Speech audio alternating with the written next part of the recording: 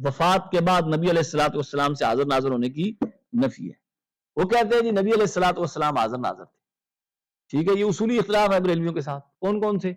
ایک ہے کہ حاضر ناظر, علم غیب, مختار کل اور نور بشر کا, یہ اصولی اختلاف ہے.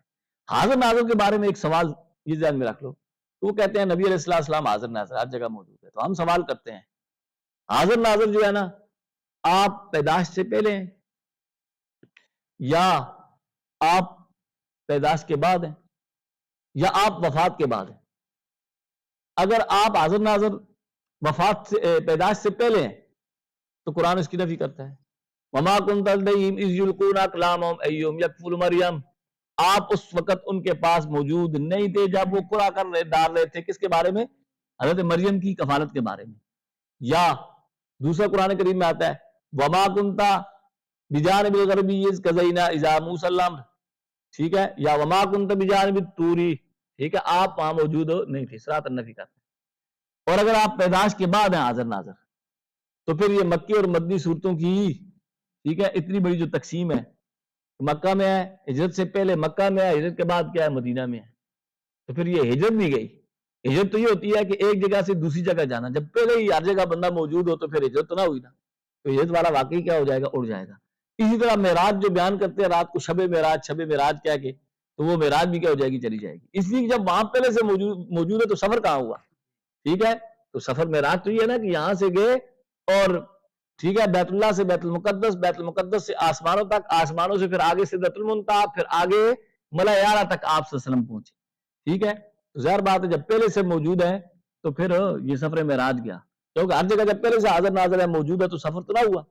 تو یہ زندگی میں, ٹھیک ہے, پھر باقی ظاہر بات ہے جنگوں میں, پھر جنگ بدر, جنگ احد, یہ ساری جنگیں, ٹھیک ہے, وہاں گئے, جنگ ہوئی, ٹھیک ہے. تو جب پہلے یہ حاضر ناظر تو یہ سارے سفر کیا ہو جائیں گے, ختم ہو جائیں گے. اور وفات کے بعد قرآن نفی کرتا ہے.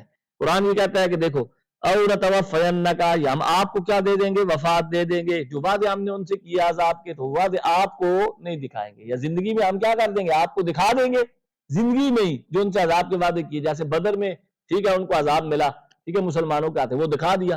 تو بعض زندگی میں دکھا دی, اور نتوفینک, یا آپ کو وفات دے دیں گے بعد میں, ٹھیک ہے, وہ آپ کی وفات کے بعد آپ کو نہیں دکھائیں گے وہ وعدے. ظاہر بات تقابلتاً بدل ہے, یا ہم آپ کو دکھا دیں گے یا آپ کو وفات دے دیں گے, مطلب نہیں دکھائیں گے آپ کو. سمجھ آئی؟